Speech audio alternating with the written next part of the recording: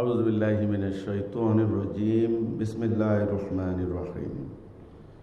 সালাতু সালামু আলাইকা ইয়া রাসূলুল্লাহ, সালাতু সালামু আলাইকা ইয়া হাবিবাল্লাহ, সালাতু সালামু আলাইকা ইয়া সাইয়্যিদুল মুরসালিন, সালাতু সালামু আলাইকা ইয়া খাতামান নবীন। সালাম জানাই আমাদের মহামান্য ইমামুজ্জামানের প্রতি, যার উসিলায় আমরা এই মহাসত্যের সন্ধান লাভ করেছি, আমরা জান্নাতের পথে উঠেছি, মুক্তির পথ পেয়েছি, হেদায়া পেয়েছি। সবাইকে আমার সালাম, সালামু আলাইকুম ওয়া রাহমাতুল্লাহি ওয়া বারাকাতুহু। সংকট অত্যন্ত সাংঘাতিক। সমগ্র মানব জাতি যেই সংকটে নিপতিত, এই সংকট থেকে নিস্তার পাওয়া অত সহজ নয়, কঠিন ব্যাপার, ভয়াবহ ব্যাপার। যেই সহজ সরল দিন, দিনুল হক, দিনুল কাইয়্যিমা, সিরাতাল মুস্তাকিম, আসমানের মতো উদার, সমুদ্রের মতো বিশাল, এই সিরাতুল মুস্তাকিম কি করে বিকৃত হতে হতে আজকে চূড়ান্ত অবস্থায় এসে উপনীত হয়েছে, এই দীর্ঘ ইতিহাস, এটা বোঝা খুব সহজেই সম্ভব হবে না। হ্যাঁ, যাদেরকে আল্লাহ দৃষ্টি দিয়েছেন, হৃদয় উন্মুক্ত, যাদের আকল খোলা পরিষ্কার, তারা সহজে বুঝবেন। তো আমি চেষ্টা করব সামগ্রিক ব্যাপারটা সংক্ষেপে তুলে ধরার জন্য। প্রথম নামাজের কথায় আসি আগে। আসরের নামাজ, জোহরের নামাজ। আমরা যখন কোনো সেমিনার করতে বসি, তখন আমরা একটা কর্তৃপক্ষের অনুমোদন নিয়ে একটা নির্দিষ্ট সময়ের জন্য আমরা সেমিনার করি। বিভিন্ন জায়গা থেকে লোকজন আসেন। এই পরিস্থিতি থেকে বারবার নামাজের বিরতি দেওয়া, মূল লক্ষ্যটাই হারিয়ে যায়, তখন আসল কথাটা উপস্থাপন করা যায় না। তো ইসলাম হচ্ছে সহজ সরল সিরাতুল মুস্তাকিম। ইসলাম জটিল নয়।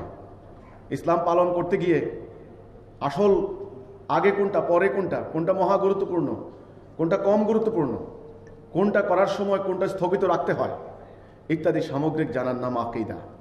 আমি বুখারী শরীফে যেদিন এই হাদিসটি পেলাম, পরিষ্কার আল্লাহ রসুল একবার জোহর, আসর, মাগরিব, এশা একসাথে কায়েম করছেন। ওখানে ব্র্যাকেটে লেগেছেন কোনো এক কারণে, ওজোর বশত। তো কোনো এক কারণ কি?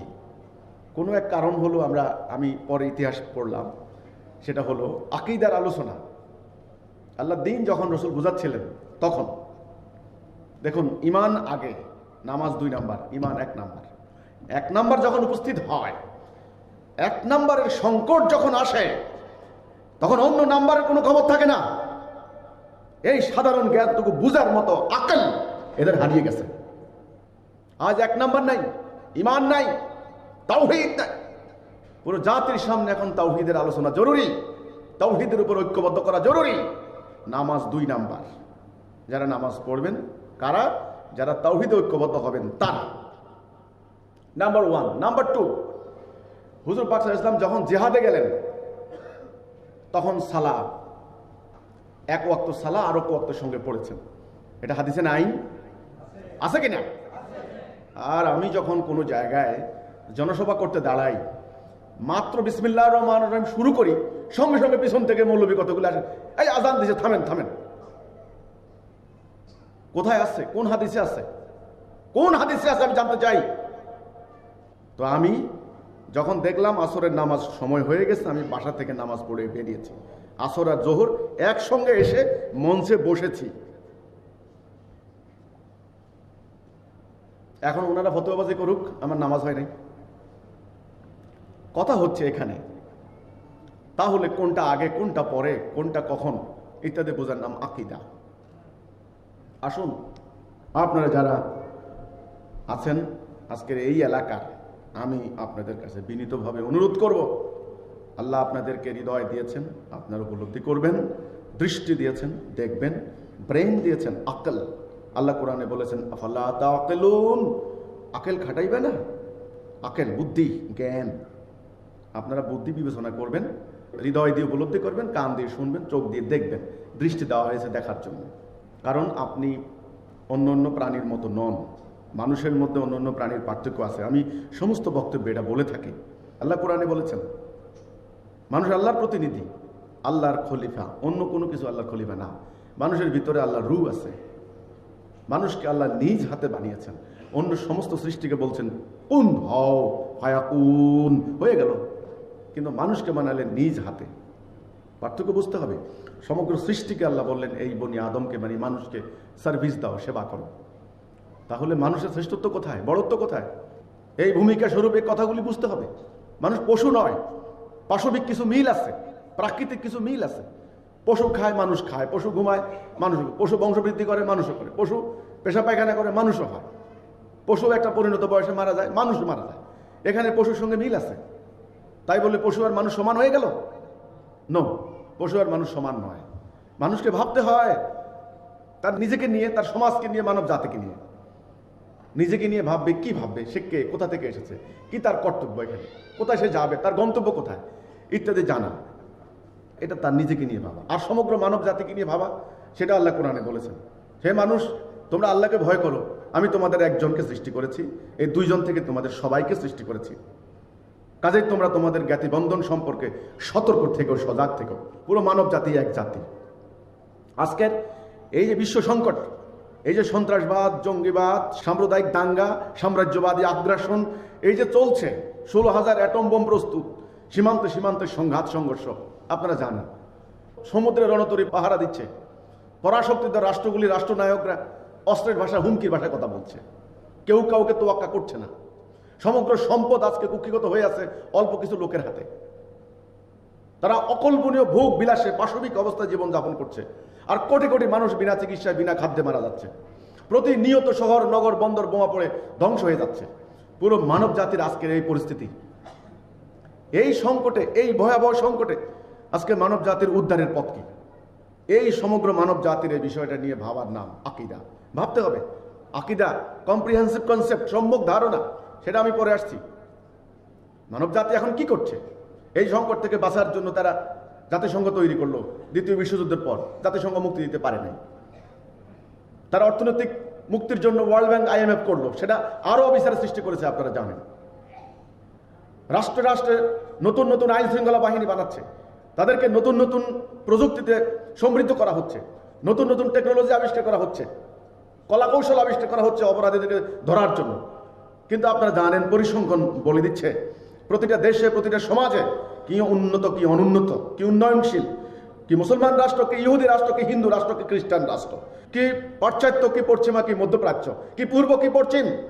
সমগ্র মানব জাতি আজ অপরাধ, অন্যায়, জুলুম, রক্তপাত ধাই ধাই করে বেড়ে চলছে প্রত্যেকটা সমাজে। তাহলে কন্ট্রোল করতে পারছেন না, নিয়ন্ত্রণ করতে পারছেন না।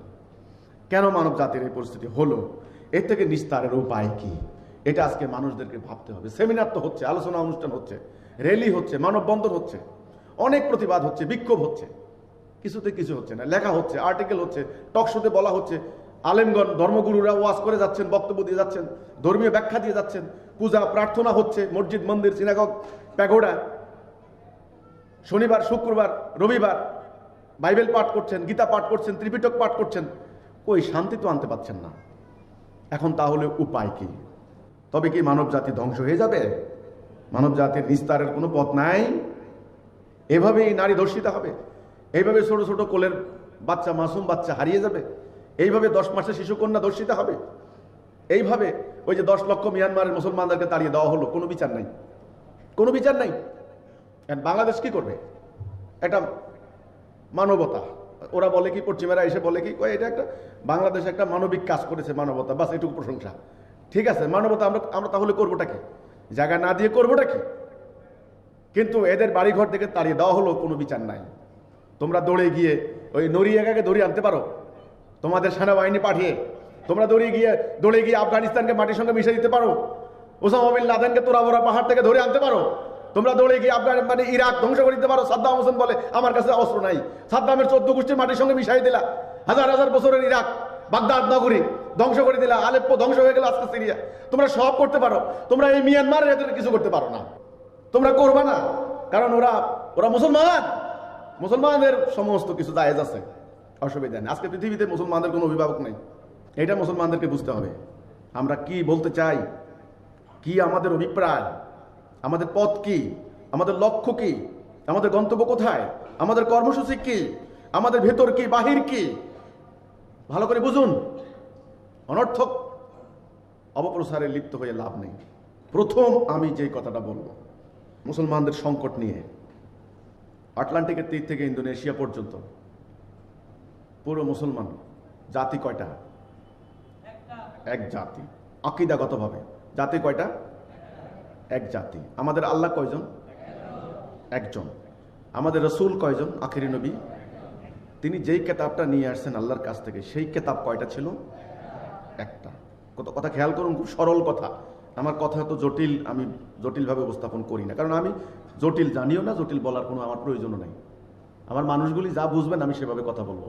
এক আল্লাহ, এক রসুল, এক কেতাব, একটা উম্মতে মুহাম্মদী। আজকে আটলান্টিকের তীর থেকে ইন্দোনেশিয়া পর্যন্ত অর্ধ দুনিয়ায় 160 কোটি মুসলমান। আপনারা বলুন তো, কয় ভাগ, কয় টুকরা? হাজার হাজার নাকি? হাজার হাজার হাজার হাজার। ভূখণ্ডগতভাবে 50 থেকে 60টা, শরিয়াগতভাবে শত শত, সিয়া, সুন্নি, শাফি, হাম্বলি, হানাফি, এই তরিকা ওই তরিকা। আধ্যাত্মিকভাবে নকশবন্দিয়া, মুজাদ্দিদিয়া, খিস্তিয়া, আরো কত আছে। এতগুলো ইসলামের নামে, ধর্মের নামে। এবার অধর্মের নামে কত দল, ডানপন্থী, বামপন্থী, গণতন্ত্রী, সমাজতন্ত্রী, সাম্যবাদী, বহু দল, সরকারি দল, বিরোধী দল। সরকারি দলের আবার এত জোট, বিরোধী দলের আবার এত জোট। এটা হলো প্রতিটা রাষ্ট্রে। সম্মিলিতভাবে চিন্তা করতে গেলে হাজার হাজার, এক এক পীরের এক এক তরিকা। আমাদের বাংলাদেশে দেখুন, আপনি বাংলাদেশ, পাকিস্তান, ইন্দোনেশিয়া যান, আপনি মালয়েশিয়া যান, ইরান যান, সিরিয়া যান, ইরাক যান, হাজার হাজার পীর, এক এক পীরের এক এক তরিকা, এক এক অদ্ভুত অদ্ভুত আকীদা। কোন কোন পীর কি করেন, সারা রাত ঢোল বাজায়, নামাজ কালাম কিছু পড়েন। আবার কোন কোন পীর বলে কি ঢোল বাজানো হারাম, সারা বছর ওরস মোবারক করে। শুনেন, অদ্ভুত অদ্ভুত আকীদা। এবার জঙ্গিবাদী দলগুলো আছে, সেই বোকো হারাম, আইএস থেকে শুরু করে আল কায়দা, আমাদের এখানে আনসারুল্লাহ, জিএমবি, কত। এবার যান না আপনি ইন্দোনেশিয়া পর্যন্ত, মালয়েশিয়া পর্যন্ত, হাজার হাজার তরিকা, দল, মত, পথ। ইসলামের তো এত রং, এত রূপ, এত চেহারা ছিল না। তাহলে কার কথা ঠিক? মাদ্রাসা দেখেন, বাংলাদেশের 3টা প্রধান মাদ্রাসা। একটা হলো কওমি, মানে আপনার এই দেওবন্দ ভিত্তিক যে কওমি মাদ্রাসা, এটা একটা। সরকারি আলিয়া, যেটা ব্রিটিশরা করেছে, আপনারা জানেন, এটা আমরা আমাদের পত্রিকাতে দিয়েছি বারবার, ব্রিটিশরা করেছে। আরেকটা হলো হেফজোখানা, হাফিজি মাদ্রাসা। তাহলে কওমি ধারা একটা, হেফজোখানা একটা, সরকারি আলিয়া একটা। এবার আসেন, সরকারি আলিয়ারা মানে না কওমিদেরকে, কওমি মানে না আলিয়াদেরকে। ঢাকার পীর মানে না উত্তরবঙ্গকে, উত্তরবঙ্গ পীর মানে না ঢাকার পীরকে। আমরা কিছুদিন আগে দেখলাম আমাদের মানে চিটং রোডে ঢাকার এক পীরের মুরিদের বিরুদ্ধে দক্ষিণবঙ্গের এক পীরের মুরিদরা যুদ্ধ করে 8 জন লোক মারা গেছে। তো এখন আমার কথা হচ্ছে, জান্নাতে যাওয়ার পথ কি এতটা? এতটা কিনা? আমি যতটুকু জানি, আল্লাহ রাব্বুল আলামিন পবিত্র কোরআনে সূরা তাগাবুন 2 নম্বর আয়াতে পরিষ্কার উল্লেখ করেছেন, আমি তোমাদেরকে সৃষ্টি করেছি, তোমাদের হয় কেউ মুমিন, না হলে কেউ কাফের। দল কয়টা? আল্লাহর ভাষায় দল কিন্তু 2টা। রাস্তা কয়টা? সূরা ফাতিহার মধ্যে প্রতি ওয়াক্ত সালার মধ্যে আমাদেরকে পাঠ করানো হচ্ছে, ইহদিনাস সিরাতাল মুস্তাকিম, সহজ সরল পথ, সোজা পথ। পথ এটা। আরেকটা গায়রুল মাগদুবি আলাইহিম ওয়ালাদ-দাল্লিন, দালালা, ভুল পথ, ইবলিসের পথ। পথ কিন্তু 2টা, আল্লাহর পথ, ইবলিসের পথ। পরিণতি হাসর, হাসর মানে পরিণতি, পরকাল। সেখানে গন্তব্য কয়টা হবে? 2টা, জান্নাত, জাহান্নাম। তাহলে পরিষ্কার, ডাইন বাম, সাদা কালো, ন্যায় অন্যায়। হুকুম 2টা, আল্লাহর হুকুম, ইবলিসের হুকুম। হুকুম 2টা। তাহলে জান্নাতে যাওয়ার জন্য পথ মাত্র একটা। জান্নাতে যাওয়ার পর স্তর হতে পারে বহু, যার যার আমল মোতাবেক, মর্যাদা মোতাবেক দরওয়াজা, আল্লাহ কোরআনে বলেছেন বহু দরওয়াজা থাকবে, জান্নাতের স্তর থাকবে বহু, কিন্তু জান্নাতে প্রবেশ করার পথ হবে কয়টা? একটা। তাহলে কোনটা ঠিক? পীর সাহেবের তরিকা ঠিক, না আমি জঙ্গিবাদীদের তরিকা ঠিক, না ধর্মের নামে যারা রাজনীতি করছেন এই দেশে? আমি আমার জীবদ্দশায় যা দেখলাম, তাল গাছ, বট গাছ, আম গাছ, খেজুর গাছ, আর কিছু বললাম না। আর হায় রে মার্কা! বামপন্থীরা যদি 50টা পার্টি থাকে, ইসলামী দল আছে 100টা পার্টি। গতকালকে ফেসবুক থেকে আমি কতগুলি তালিকা বের করলাম, আজকে আপনাদেরকে আনার জন্য কিন্তু আমি ভুলে গেছি। ইসলামের দল আছে প্রায় 50-60টা। নির্বাচন কমিশন থেকে অনুমোদন পেয়েছেন মনে হয় 20-30টা বোধ, আমি সঠিক সংখ্যাটা জানি না। কিন্তু এক এক দল সবাই বলে আমার মার্কায় ভোট দাও, জান্নাত যাবা। এটাই জান্নাতের টিকিট। কোনটা জান্নাতের টিকিট হবে আমি জানতে চাই। এক এক জনের এক এক মার্কা, এক এক ইমাম, এক এক কর্মসূচি, এক এক মনোগ্রাম। ব্যাপারটা কি? ব্যাপারটা কি? এই সহজ সরল প্রশ্নের পিছনে এখন মুসলমানদেরকে ছুটতে হবে, চিন্তা করতে হবে, না হলে মুসলমান বাঁচবে না, পুরো মানব জাতিও বাঁচবে না। কিভাবে বাঁচবে না একটু পরে আমি বলছি। আমি আপনাদের কাছে এই প্রশ্নটা আমি করতে চাই। আপনারা খুব নিরালায় নিরিবিলি বসে বসে পারলে মুসাল্লার সালার মধ্যে ওই যে জায় নামাজ বলেন না, জায় নামাজ কোনো সঠিক শব্দ না, শব্দটা হলো মুসাল্লা। এই সালার এরকম বসে বসে বসে বসে আপনারা একটু চিন্তা করবেন যে আসলে ব্যাপারটা কি, কোনটা ঠিক, কার তরিকা ঠিক, কার পথ ঠিক, কোন মার্কায় ভোট দিলে জান্নাত যাব। জঙ্গিদের কথা মোতাবেক বুকে বোম মারা, মানুষের গায়ে বোম মারা দিলে এটা জান্নাত চলে যাব, না মার্কায় ভোট দিলে জান্নাত যাব, নাকি তাল গাছ বট গাছের নিচে বসে বসে পীর সাহেবের কাছে গরু বকরি দিয়ে আসলে জান্নাত যাব, না কোনো কিছুই করব না, দরজা বন্ধ করে সুবহানাল্লাহ পড়বো, বাস আমি জান্নাত চলে যাব। কোনটা করব? এইটা দেখে এত দল, এত মত, এত পথ, এত তরিকা, এত ইজম, এত কিছু দেখে এই একদল চিন্তাশীল লোক একটু লেখাপড়া জানেন, জ্ঞান বিজ্ঞান সম্পর্কে ভাবেন, পৃথিবীর অন্যান্য খবর রাখেন, তারা বলে ধর্মই খারাপ, ধর্মই বাদ দিলাম। ধর্মের মধ্যে মিয়া এত কামড়ি, এত কিলাকিলি, একদল বলে এটা হারাম, একদল বলে ওইটা হারাম, ধর্ম বিশ্বাস করি না, যাও মিয়া ধর্ম নিয়ে কোনো কথা বলবা না। এই জন্য আমাদের কর্মীরা যখন যান ওইরকম শিক্ষিত, ধরেন সাহিত্যিক, সাংবাদিক, অনেকের অফিসে যান, আমি পাঠাই যে যান আপনারা আমাদের সম্পর্কে জানান, বলার সঙ্গে সঙ্গে তাহলে হিজবুত হইতো ধর্ম, ওই মিয়া ধর্ম নিয়ে কথা বাদ দেন, ধর্ম বাদ দেন, ধর্ম ছাড়া আসেন। আমি ধর্মের তালে নাই, ধর্মের আগেও নাই পাশেও নাই, ধর্ম এটা ভুয়া জিনিস। একবার আমি ঢাকায় সাংবাদিকদের সঙ্গে বৈঠক করছিলাম, তো বৈঠকের এক পর্যায়ে শেষ, নাস্তা পানির আয়োজন হচ্ছিল।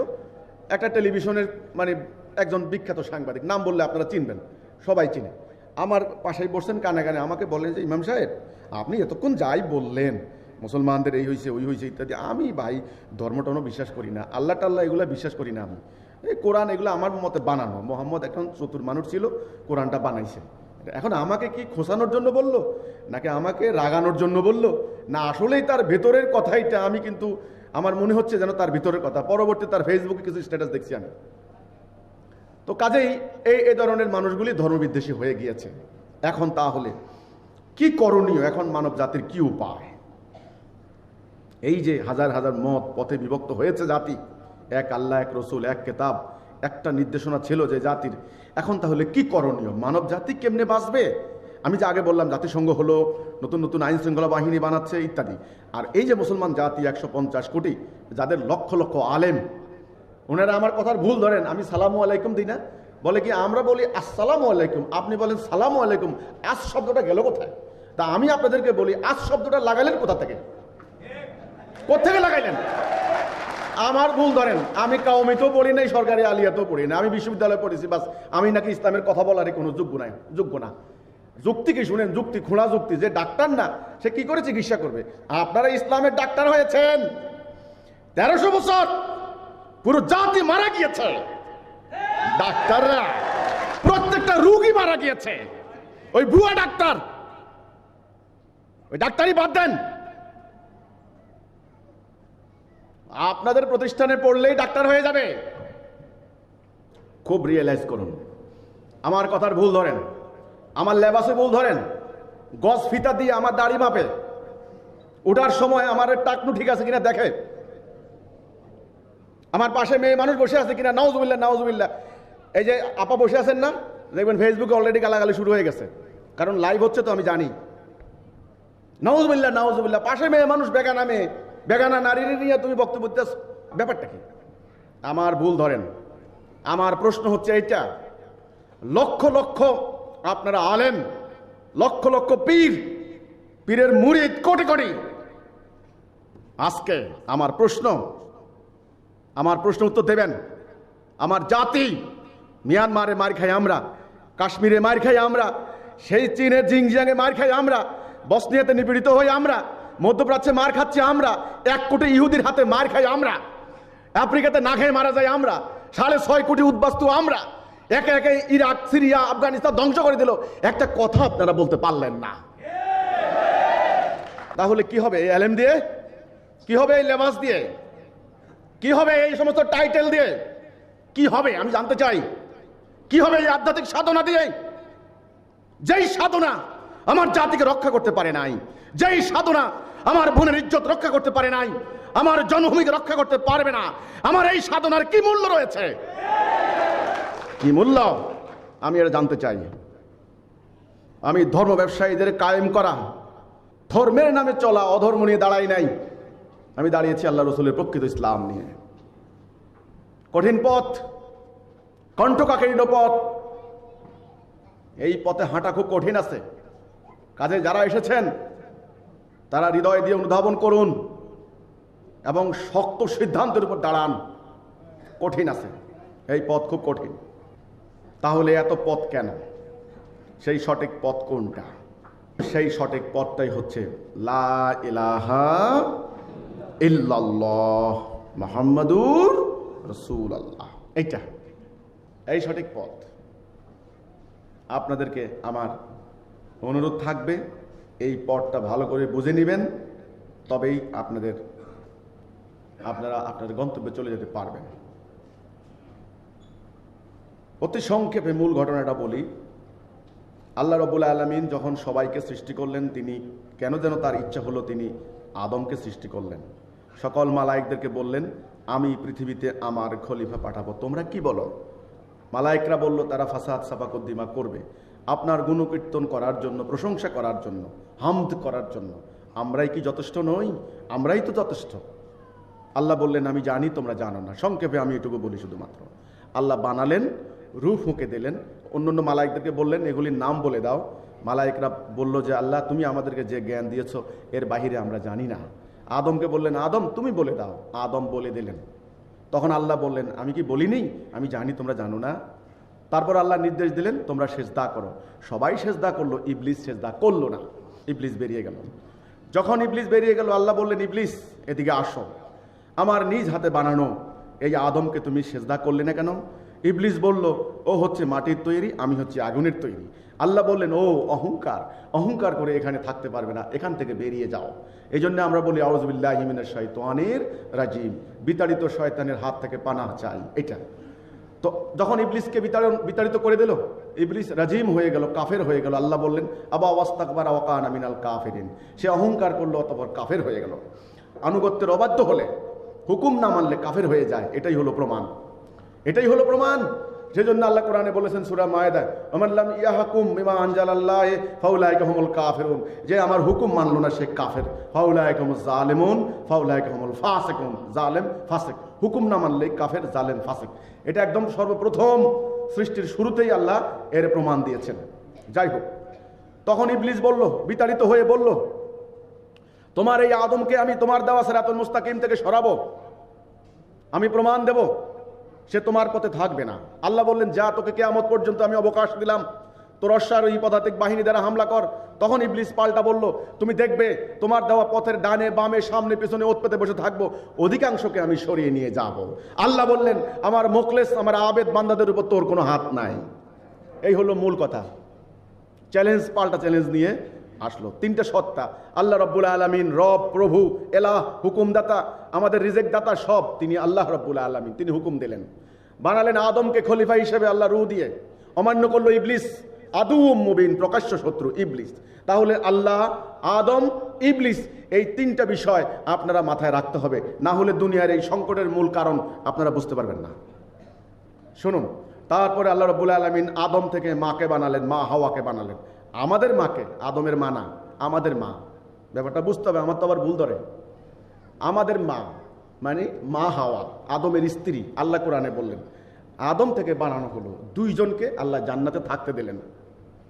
থাকতে দেওয়ার পরে আল্লাহ বললেন যা খুশি খাও, যেখানে ইচ্ছা যাও, যেখানে ইচ্ছা যাও। একটা হুকুম, হাজি শাজারাতা ফাতাকুনা মিনাজ জালিমিন, ওই গাছের নিকট যাবে না, তবে তুমি জালেম হয়ে যাবে। শোনো, কিন্তু শয়তান মাকে প্রভাবিত করলো, মা বাবাকে প্রভাবিত করলেন।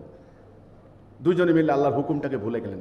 বাবা আদমের মনে পড়লো, বাবা আদম কান্নাকাটি করলেন, তওবা করলেন, রব্বানা জালামনা আনফুসানা ওয়া ইল্লাম তাগফির লানা ওয়া তারহামনা লানাকুনান্না মিনাল খাসিরিন। আল্লাহ আমি তো জুলুম করেছি নফসের উপরে, আল্লাহ আমাকে ক্ষমা করে দেন, না হলে আমি তো ধ্বংস হয়ে যাব। তখন আল্লাহ দয়া পরবশ হলেন। আল্লাহ বললেন ঠিক আছে আদম, ওকে, তবে তুমি আর তোমার স্ত্রী এখানে আর থাকতে পারবে না, এখান থেকে নামিয়ে যাও। কোথায়? এই পৃথিবীতে আমরা আসলাম। দুইটা পয়েন্ট, কিছু কালের জন্য এবং পরীক্ষা স্বরূপ। আমাদের বাড়ি এখানে পার্মানেন্ট না, এই হচ্ছে আমাদের পরীক্ষার জায়গা। আদম আলাইহিস সালাম পৃথিবীতে আসার পর তিনি অস্থির হলেন, তিনি চিন্তিত হলেন, ভয় পেলেন, কি হবে, জান্নাতে ছিলাম, ইবলিস তো আমার পিছনে লাগা, সে তো আমাকে বিতাড়িত করলো, এখন কি হবে, পৃথিবীতে আমার কি অবস্থা হবে, কিভাবে আমি এই সংকট কাল অতিক্রম করব। তখন আল্লাহ বললেন, আদম তুমি চিন্তা করো না, আমি তোমাকে পথ দেব, তোমার বংশকে আমি পথ দেব। ফাইম্মা ইয়াতিয়ান্নাকুম মিন্নি হুদা ফামান তাবিয়া হুদায়া ফালা খাউফুন আলাইহিম ওয়ালা হুম ইয়াহজানুন। আমি পথ দেখাবো, যারা ওই পথের মধ্যে থাকবে তাদের কোনো ভয় নাই, তাদের কোনো চিন্তা নাই, তাদেরকে আমি আবার নিয়ে আসবো। এই হচ্ছে মূল কথা। আল্লাহ পথ দিলেন, সেই পথের নামই হলো হেদায়া, লা ইলাহা ইল্লাল্লাহ। এই যেটা আল্লাহর হুকুম ছাড়া কারো হুকুম মানবো না, তার হুকুম ছাড়া কারো হুকুম না মানা, এইটা। এখানে হুকুম হবে কয়টা? দুইটা। আল্লাহর হুকুম, ইবলিসের হুকুম। রাস্তা হবে কয়টা? দুইটা। আল্লাহর পথ, ইবলিসের পথ। ওই যে সিরাতুল মুস্তাকিম, দালালা, সত্য মিথ্যা। তাহলে জান্নাতে যাওয়ার পথ কয়টা হবে? একটা, লা ইলাহা ইল্লাল্লাহ। এই যেটা আদম আলাইহিস সালাম এই জন্য প্রথম নবী, এই জন্য বলা হয়েছে লা ইলাহা ইল্লাল্লাহ আদম সফিউল্লাহ। তারপরে মানব জাতি বংশ বৃদ্ধি হতে লাগলো, ওনার বংশ বৃদ্ধি হতে লাগলো, বাবা আদমের নাতিপুতি হতে লাগলো। ওনারা পৃথিবীর বিভিন্ন অঞ্চলে বিভিন্ন জায়গায় ছড়িয়ে ছিটিয়ে পড়তে লাগলেন। ওনাদের ভাষার মধ্যে বৈচিত্র্য আসলো, গায়ের রঙের মধ্যে বৈচিত্র্য আসলো, তারপরে খাদ্যাভ্যাসের মধ্যে বৈচিত্র্য আসলো। একটা কথা মনে রাখবেন, পোশাক, গায়ের রং, খাদ্যাভ্যাস, ভাষা, এই চারটা জিনিস মনে রাখবেন। এটা কিন্তু আপনার যার যার ভৌগোলিক এলাকার উপরে নির্ভর করে কিন্তু এগুলি বেশ কম হয়। কোনো এলাকার মানুষ সাদা হন, কোনো এলাকার মানুষ তামাটে হন, কোনো এলাকার মানুষ আপনার ভাত মাছ খান, কোনো এলাকার মানুষ রুটি খান। এই যে খাদ্যাভ্যাসের পরিবর্তন, পোশাক, কেউ মোটা পোশাক পরে, কেউ পাতলা পোশাক পরে, এটা আবহাওয়া, ভৌগোলিক অবস্থানের কারণে, মাটির কারণে। ব্যাপারটা মনে থাকবে। বাবা আদমের বংশবৃদ্ধি হতে লাগলো। তিনি ওনার জীবদ্দশায় ওনার বংশকে তাওহীদের উপরে উঠিয়ে তিনি চলে গেলেন। ইবলিস কিন্তু ভুলে নাই, সে আবার তা প্ররোচনা দিয়ে তার মন মস্তিষ্কে আরেকটা হুকুম বানিয়ে নিয়ে দালালাতে নিয়ে গেল। আল্লাহ আবার নতুন নবী পাঠালেন, তিনি আবার আসলেন তাওহীদ দিয়ে নিয়ে, লা ইলাহা ইল্লাল্লাহ নিয়ে। এইভাবে মানব বংশ বৃদ্ধি হতে লাগলো। আল্লাহ নবী পাঠাতে লাগলেন। নবীরা কষ্ট করে মার খেয়ে জুলুমের শিকার হয়ে, ওনারা অত্যাচারিত নিপীড়িত হয়ে ওনারা সিরাতুল মুস্তাকিমে মানব জাতিকে উঠালেন। আবার ইবলিস তাদেরকে দালালাতে নিয়ে গেল, শয়তানের পথে নিয়ে গেল। ফলস্বরূপ হলো অন্যায়, অবিচার, অশান্তি, ভাইয়ে ভাইয়ে দ্বন্দ্ব, যুদ্ধ, রক্তপাত, সম্পত্তি কুক্ষিগত করে রাখা ইত্যাদি। এই যে হলো, তখন আবার আল্লাহ নবী রাসূল পাঠালেন। এইভাবে নবী রাসূল আস্তে আস্তে আস্তে যেতে প্রায় 1,24,000 কি 2,24,000 নবী রাসূল গুজরান করে গিয়েছেন। যেমন ধরেন ইব্রাহিম আলাইহিস সালাম আসলেন, ওনার কলেমা ছিল লা ইলাহা ইল্লাল্লাহ ইব্রাহিম খলিলুল্লাহ। মুসা আলাইহিস সালাম আসলেন, লা ইলাহা ইল্লাল্লাহ মুসা কলিমুল্লাহ। ইসমাইল আলাইহিস সালাম আসলেন, ওনার কি নাম? লা ইলাহা ইল্লাল্লাহ ইসমাইল জবিউল্লাহ। লা ইলাহা ইল্লাল্লাহ ঈসা রুহুল্লাহ। আর শেষ নবী লা ইলাহা ইল্লাল্লাহ মুহাম্মাদুর রাসূলুল্লাহ। এই যে, কিন্তু মূল কলেমা লা ইলাহা ইল্লাল্লাহ, নবীর নাম যোগ হয়েছে। এখন এই যে পথটা, এই যে সিরাতুল মুস্তাকিম, এই হচ্ছে মানব জাতির মুক্তির একমাত্র পথ, যে মানব জাতি তাওহীদে আল্লাহ সবরেন্টির মধ্যে ঐক্যবদ্ধ থাকবে। এইটা শেষ নবী যখন আসলেন, এইবার একটা তাৎপর্যপূর্ণ ঘটনা ঘটল। সেটা হলো এই, আল্লাহ রাব্বুল আলামিন সিদ্ধান্ত নিলেন যে আর আমি কিয়ামত পর্যন্ত নবী রাসূল পাঠাবো না। তিনি আখিরি নবী, তিনি খাতামের নবী, নবী খতম, শেষ, আর আসবেন না নবী। উনার টাইটেল আল্লাহ দিলেন রাহমাতাল লিল আলামিন, সমস্ত বিশ্বজাহানের জন্য কি রহমত স্বরূপ, বিশ্বজাহানের জন্য রহমত স্বরূপ। তাহলে উনি বিশ্ব নবী। এই জন্য কোরআনে আল্লাহ বলছেন উনাকে বলার জন্য, কুল ইয়া আইয়ুহান নাস ইন্নী রাসূলুল্লাহি ইলাইকুম জামিয়া। তোমরা বলো, তুমি বলো, আল্লাহ রাসূলকে বলতেছেন, হে মানব জাতি, আমি তোমাদের সবার জন্যে আল্লাহ রাসূল। দেখুন, তিনি সাফা পাহাড়ের পাদদেশে দাঁড়িয়ে সর্বপ্রথম যেই কথাটা বললেন, ইয়া আইয়ুহান নাস কুল লা ইলাহা ইল্লাল্লাহ তুফলিহুন।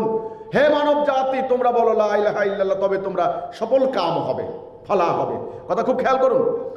অন্যান্য নবীরা অ্যাড্রেস করছেন যার যার গোত্র। যেমন মুসা আলাইহিস সালাম বলছেন, ইয়া বনি ইসরাইল, হে ইহুদিগণ, হে বনি ইসরাইল, মানে বনি ইসরাইল, ইসরাইলের বংশধর, তোমরা শোনো। ঈসা আলাইহিস সালাম একই কথা বলেছেন, হে বনি ইসরাইল।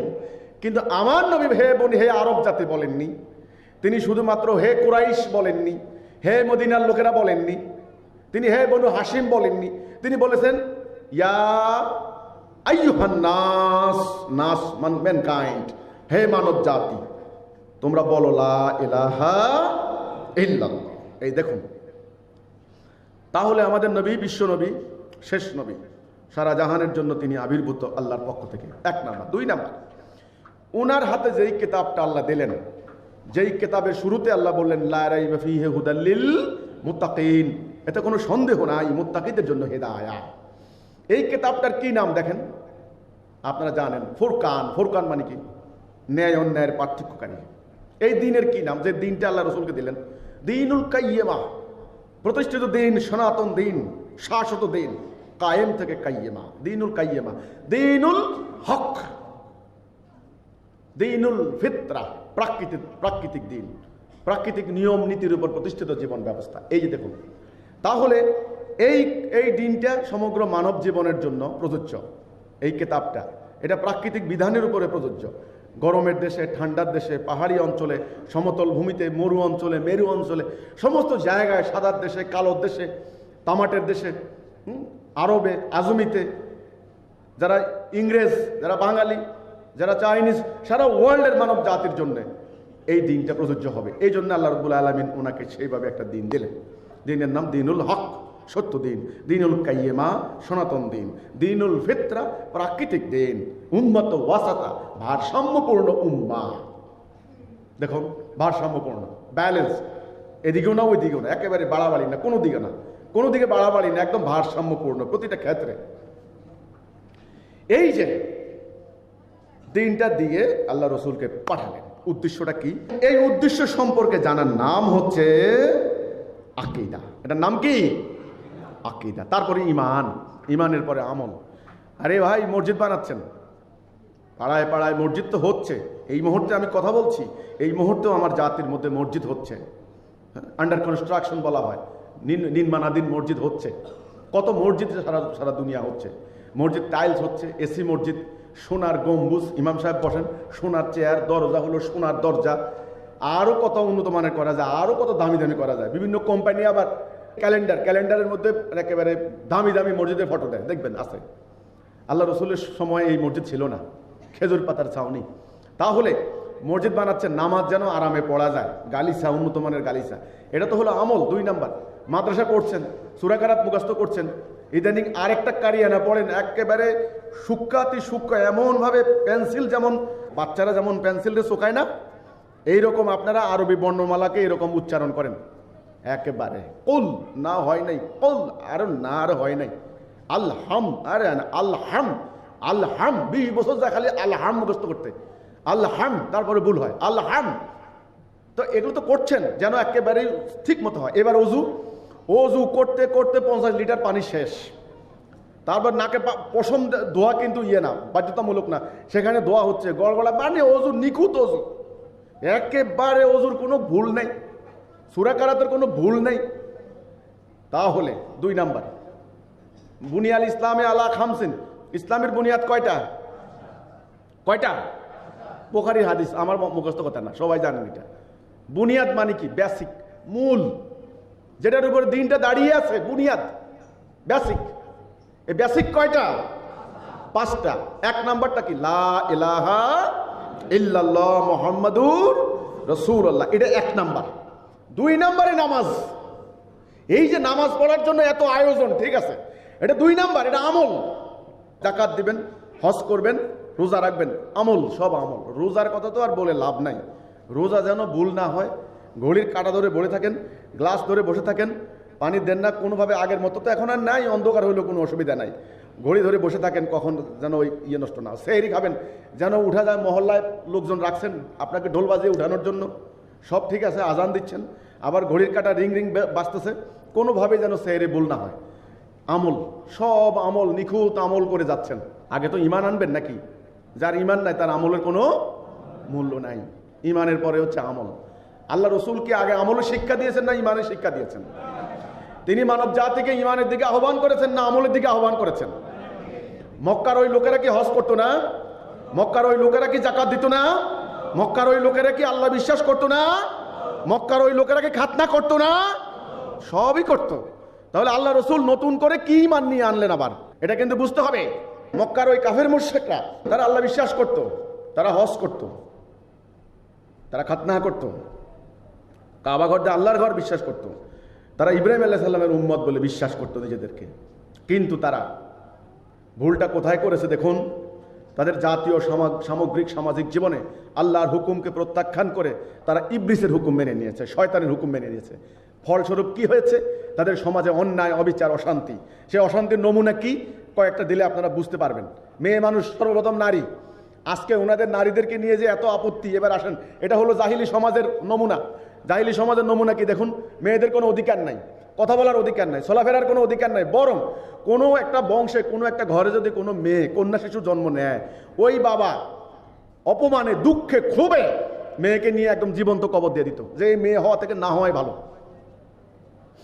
আমাদের বাড়িতে এক ঘটনা হয়েছে, আমাদের বাড়ির পাশে গ্রামে শুনলাম আমি, পরে থানা থেকে নাকি ওই পুকুর থেকে লাশটা নিয়ে গেছে। একটা কন্যা শিশু, মেয়েটার বয়স 16 দিন না 18 দিন। হঠাৎ করে হলো কি, তাকে পাওয়া যাচ্ছে না, চোর নিয়ে গেছে। কিন্তু না, 2-3 দিন পরে তার লাশ পার্শ্ববর্তী পুকুরে ভেসে উঠেছে। এখন কেউ কেউ সন্দেহ করতেছে যে তাকে মেরে ফেলা হয়েছে, নিজের লোকেরাই মারছে। থানা থেকে পুলিশ এসে ওই লাশ তুলে নিয়ে গেল। 15 দিনের নাকি 16 দিনের কন্যা শিশু, অল্প কয়েকদিনের হবে, আমি সঠিক সংখ্যাটা জানি না। তো এখন তো মিলে গেল, আর আমি জাহিলিয়াত মিলে গেল না। আল্লাহ রসুল পাক সাল্লাল্লাহু আলাইহি ওয়াসাল্লাম কি করলেন সেটা আমি একটু পরে আসছি। এই হলো ওই সমাজের অবস্থা। মেয়েদের কোনো ইজ্জত ছিল না। তো যে মেয়েগুলি একটু দেখতে শুনতে সুন্দর ছিল, তাদেরকে এবার ওরা নিয়ে যেত ওই যে তারা নিয়ে গিয়ে কাবার আশেপাশে তাদের ওখানে অনুষ্ঠানের আয়োজন করতো। তারা অশ্লীলভাবে তাদেরকে নৃত্য করাইতো, ইত্যাদি ইত্যাদি যা করতো, এটা আপনারা জানেন।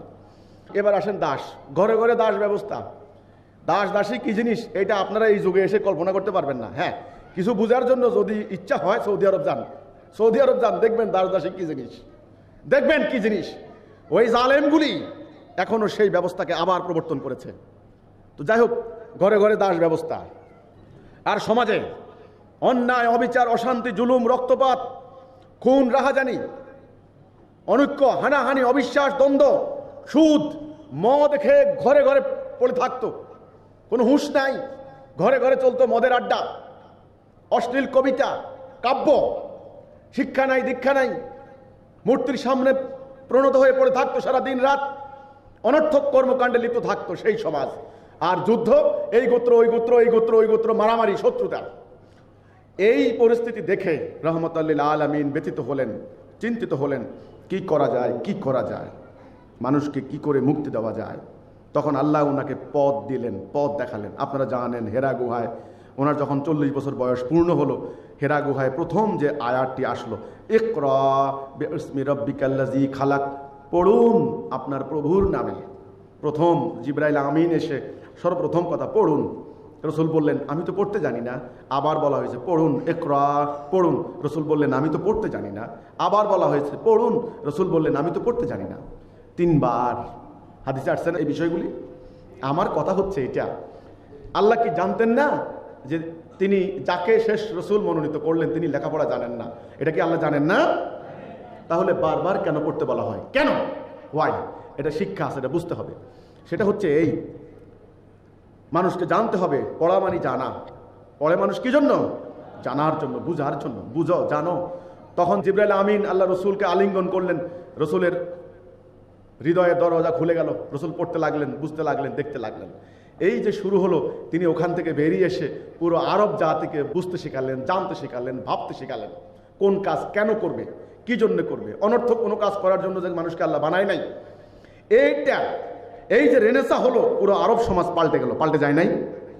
এই যে ভাবতে শেখানো, জানতে শেখানো, পড়তে শেখানো, রসুল এসে শিখালেন। এই যে জানতে শিখালেন, ভাবতে শিখালেন, অর্থাৎ তাদের আকীদা পরিষ্কার করে দিলেন। আল্লাহ রসুল কি কারণে এসেছেন ওটা জানার নাম কি? আকীদা। আল্লাহ রসুলকে যেই কিতাব দিলেন, সেই কিতাব কেন নাজিল করা হলো এটা জানার নাম আকীদা। তিনি যে জাতি তৈরি করলেন সেই জাতির উদ্দেশ্যটা কি সেটা জানার নাম হচ্ছে আকীদা। একটু আগে আমি যেটা বললাম, আমল, আকীদা, ঈমান, আমল। আকীদা মানে কি? সামগ্রিক ধারণা, কম্প্রিহেন্সিভ কনসেপ্ট, সম্যক ধারণা। কোনো বস্তু দেখে বুঝে এটা সম্পর্কে জানা, এটা কি জন্যে। আমার হাতে একটা বস্তু দেখতে পাচ্ছেন আপনারা, এটা কি? চশমা। এটা কি জন্য?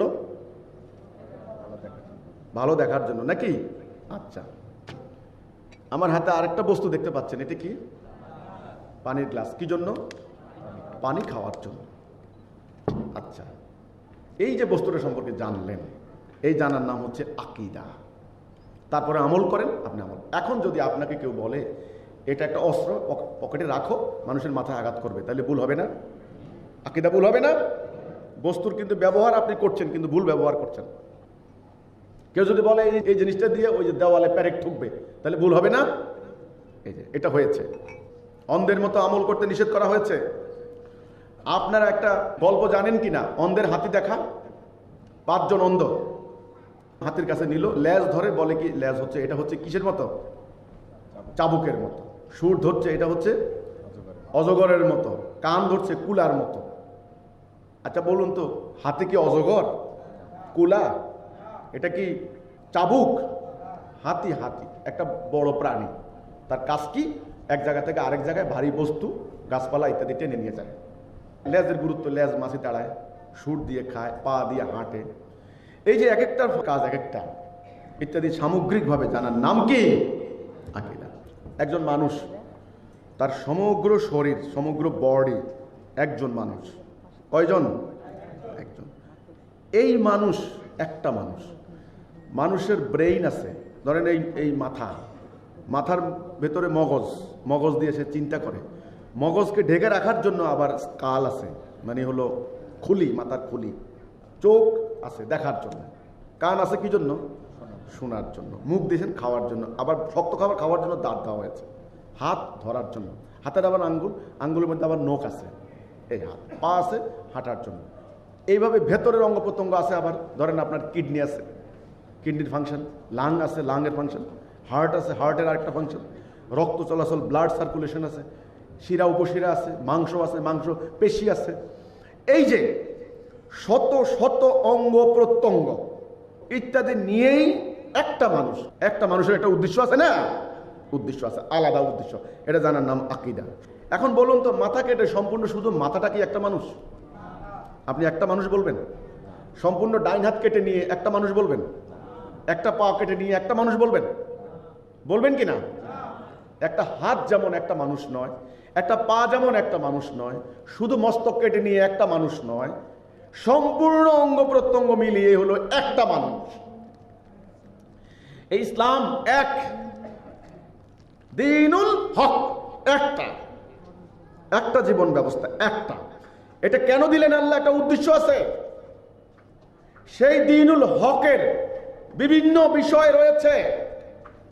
যেমন সালাহ একটা অংশ, এর একটা উদ্দেশ্য আছে। যাকাত একটা অংশ, এর একটা উদ্দেশ্য আছে। হজ একটা অংশ, এর একটা উদ্দেশ্য আছে। সওম আর একটা অংশ, এর একটা উদ্দেশ্য আছে। জিহাদ আরেকটা, এরও একটা উদ্দেশ্য আছে। কিতাল একটা, এরও একটা উদ্দেশ্য আছে। এইভাবে ছোট্টখাটো বিষয় নিয়ে বহু কিছু আছে, যেটাকে ফকিরা বলেছেন ফরজ, ওয়াজিব, সুন্নত, নফল, মুস্তাহাব ইত্যাদি ভাগে তারা বিভক্ত করেছেন। আসলে সমস্ত বিষয় নিয়ে একটা জিনিস, সেটা কি? দ্বীনুল হক, ইসলাম। আপনি একটা মানুষ, পা খুব শক্তিশালী পা, কিন্তু উপরের অংশ প্যারালাইজড, কি হবে? হাঁটতে পারবেন? আবার ডান হাত খুব শক্তিশালী, বাম হাত প্যারালাইজড, তা তো কোনো সুস্থ মানুষ না। আবার সম্পূর্ণ দেহ সুস্থ, খায় সব, কিন্তু ব্রেন ঠিক নেই, পাগল, কি করে না করে কোনো ঠিক নেই। তাহলে তো কোনো লাভ নাই। এই যে ব্যাপারটা, তাহলে সমগ্র বিষয়টা সুস্থ সঠিকভাবে জানার নাম কি? আকীদা। বিষয়টা কি বুঝতে কোনো অসুবিধা হয়েছে? ইসলামের এই আকীদাটা আজকে হারিয়ে গিয়েছে। আজকে এক একজন ইসলামের এক একটা অংশ নিয়ে মনে করছে ইসলাম এটা একটা মোবাইল ফোন। না, এটা কি জন্য বলুন তো? আচ্ছা, এবার আপনি দেখুন, আমি খুলতে পারছি না। এটা কভার আছে, এটা ব্যাটারি আছে, এটা সিম কার্ড আছে, একটা সার্কিট আছে, সিস্টেম আছে, বাটন আছে, এর সব কিছু আছে। সব কিছু মিলে একটা মোবাইল। শুধু সিম কার্ড যেটা, এটা খালি মোবাইল? শুধু ব্যাটারি কি মোবাইল? শুধু কভারটা কি মোবাইল? শুধু সার্কিটটা কি মোবাইল? শুধু এই যে আপনার ডিজিট, এই যে নাম্বার টিপেন, এটা কি মোবাইল? আলাদা আলাদা করে আমি বললাম শুধু হাত শরীর না, একটা মানুষ না, শুধু মস্তক একটা মানুষ না। আজকে ইসলামের এটা হয়েছে। ইসলাম নামক জীবন ব্যবস্থার এক এক অঙ্গ এক একজন কেটে নিয়ে তারা মনে করছে ওটাই ইসলাম। ব্যাপারটা বুঝতে পারলাম জিনিসটা? যারা সুফিবাদী আছেন, আধ্যাত্মিক সাধনা করতেছেন, তারা দরজা বন্ধ করে আত্মার সাধনা করে আল্লাহ সান্নিধ্যে হাসিলের জন্য চেষ্টা করছেন, তারা মনে করতেছেন ওটাই ইসলাম। বাস। যারা রাজনীতি করছেন, তারা ওই যে আমার দাবি মানতে হবে, নইলে গদি ছাড়তে হবে, এটা জেহাদ, জেহাদ করছেন, বলছেন ওটা ইসলাম। আর যারা জঙ্গিবাদী কর্মকাণ্ড করছেন, তারা বোম মারছেন, তারা বলছেন রসুল কেতাল করছেন, আমরা কেতাল করছি, এটা হলো ইসলাম। বাস, এটা ইসলাম। তো এক একজন ইসলামের এক একটা অংশ খণ্ড বিখণ্ড করে নিয়ে বিকৃতভাবে উপস্থাপন করে তারা এক এক পথ এক এক তরিকা উদ্ভাবন করেছেন। এই আকীদার বিকৃত হয়েছে। ইসলাম আগমনের উদ্দেশ্য কি? রাসূলের আগমনের উদ্দেশ্য কি? কিতাব নাযিলের উদ্দেশ্য কি? রাসূল যে উম্মাহ তৈরি করলেন, উম্মতে মুহাম্মাদী, অক্লান্ত পরিশ্রম করে, গাছের লতা পাতা খেয়ে, পেটে পাথর বেঁধে, শত্রুর আঘাতে আঘাতে জর্জরিত হয়ে, সেই উম্মতে মুহাম্মাদী যাদেরকে অকল্পনীয় ঐক্য, ইস্পাত কঠিন ঐক্য, ঐক্যবদ্ধ, ডিসিপ্লিন, মালায়েকের মতো আনুগত্যশীল, জীবন সম্পদ উৎসর্গকারী এমন একটা জাতি তৈরি করলেন রাসূলুল্লাহ উম্মতে মুহাম্মাদী। কি জন্য তৈরি করলেন? কি উদ্দেশ্যে? একটা উদ্দেশ্য আছে না? আপনারা যে এখানে সবাই আসলেন, একটা উদ্দেশ্য আছে না? কমলাপুর থেকে যখন একটা ট্রেন ছেড়ে যায়, একটা গন্তব্যের দিকে যায় না, একটা উদ্দেশ্যের দিকে যায় না? এই উদ্দেশ্য সম্পর্কে জানার নাম কি? আকীদা। আকীদা না বুঝে কোনো আমল করবেন না, তাহলে ঈমান হাইজ্যাক করা হয়ে যাবে। আজকে করা হয়েছে। আমাদের সরকার প্রধান থেকে শুরু করে সবাই এখন বলছেন শুধুমাত্র শক্তি দিয়ে এই জঙ্গিবাদ সন্ত্রাসবাদ নির্মূল করা যাবে না, এই সাম্প্রদায়িক দাঙ্গা নির্মূল করা যাবে না, ইসলামের সঠিক ব্যাখ্যা মানুষের সামনে তুলে ধরতে হবে। আমি বলতে চাই, ইসলামের ব্যাখ্যা কে তুলে ধরবে, কার কাছে আছে? এটাই হলো আপনি ইসলামের পরিভাষায় বলতে হবে আকীদা। এই আকীদা ভুল হওয়ার কারণে মানুষের ঈমানকে হাইজ্যাক করা হয়েছে। এক একজন এক এক দিকে মানুষের ঈমানকে ভুল খাতে প্রবাহিত করেছে, জাতি বিনাশী কর্মকাণ্ড ঘটিয়েছে।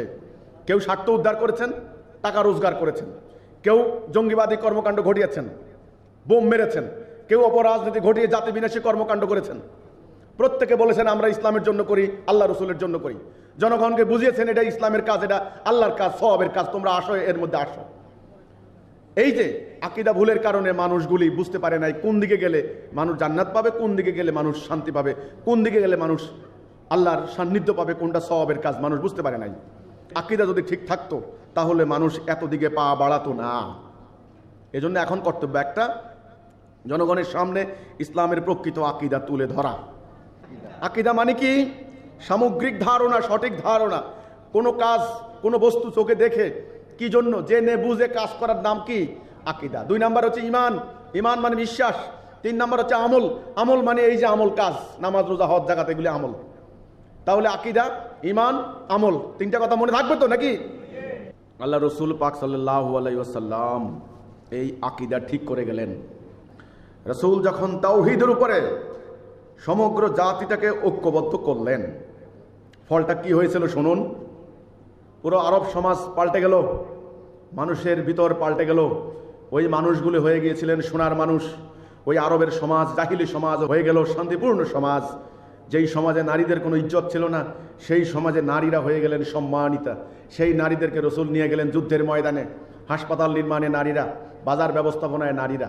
মেয়েরা কোমরে তলোয়ার নিয়ে বাজারে বাজারে ঘুরতেন মদিনার। কোনো অসৎ ব্যবসায়ী ভালো মালের সঙ্গে খারাপ মাল দিয়ে দেয় কিনা, ভালো পণ্যের সঙ্গে খারাপ পণ্য মিশায় কিনা, সঙ্গে সঙ্গে তলোয়ার উঁচিয়ে, এই সাবধান, মাপ ঠিক করে দাও।